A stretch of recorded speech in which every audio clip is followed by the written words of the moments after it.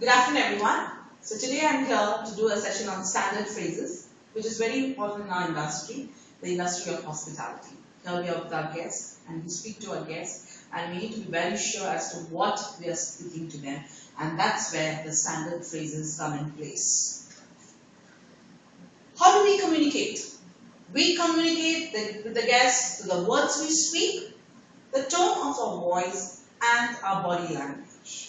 We need to be very clear with the words that we speak.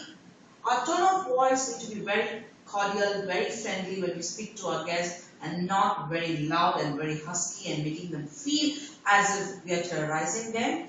And finally, our body language. The way we stand, the way we speak, the way our eye contact is, all would come under body language. And here currently what we're going to talk about is the words we speak, which is exactly the standard phrases. The words we speak, we should speak slowly. Now why slowly? Because it's very important that the guest understands what we speak.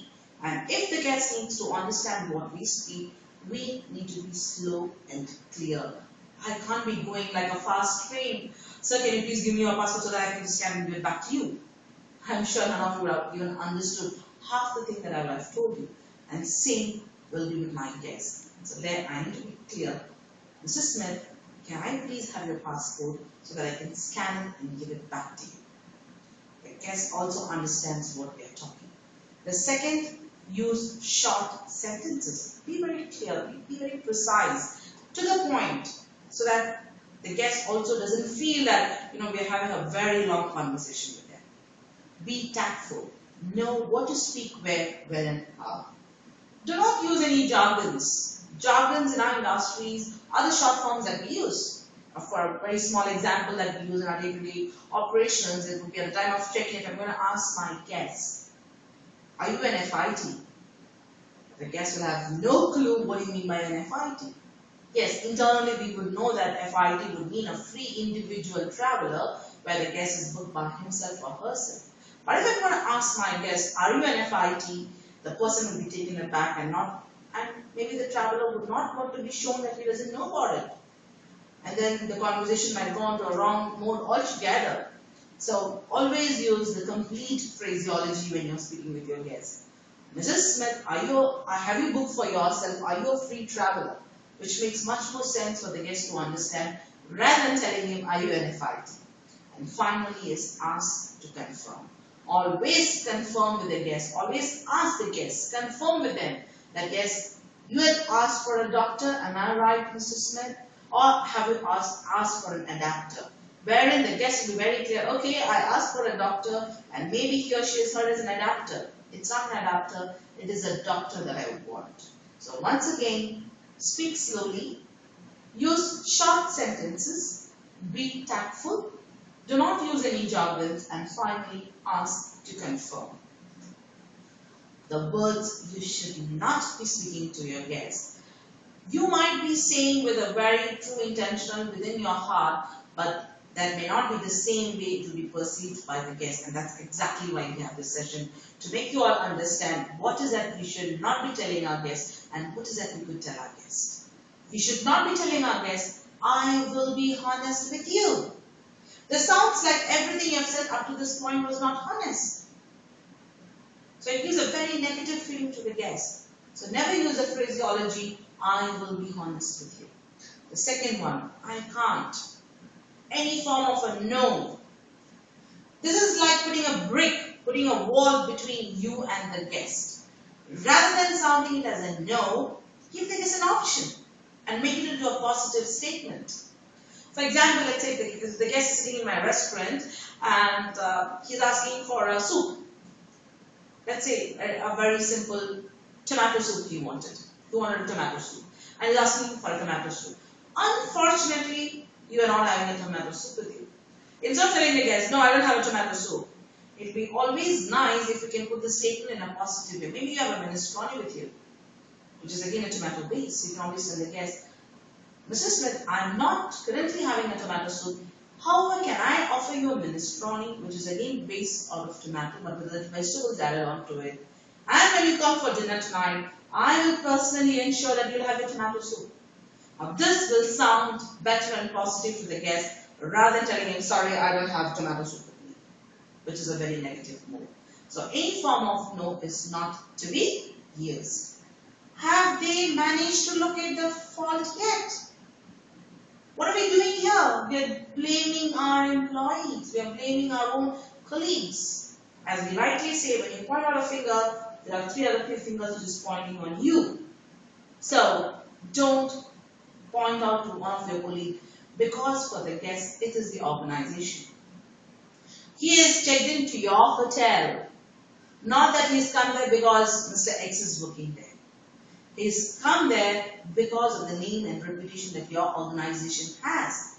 If tomorrow you're working or not working, still the guest will come back to you. And when you're blaming not on your colleague, you're blaming at yourself. So never blame your colleague. If there's something wrong happen, excuse yourself, tell the guest, I'm very sorry for what's happened to you. Let me just check this out. Now that is where the next point comes in. Let me just check it out. When you have not given a complete statement to the guest, I will let you know. Let me check and let you know. The favorite statement that we all like to use, I will let you know. When God knows. Be very clear and precise. Mrs. Smith, I will let you know by tomorrow evening 5 o'clock.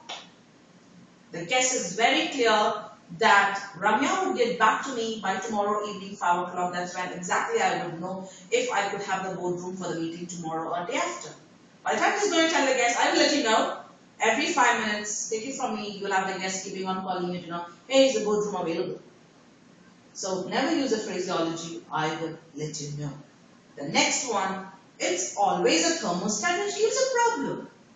Oh, my colleague has gone up to the room, he has rectified your AC, but it is the thermostat which is giving the problem, and it's not the AC. So, who is supposed to be taking care of the thermostat? Did the guest ask you to buy that brand and keep it there? No. You're supposed to take care of the thermostat.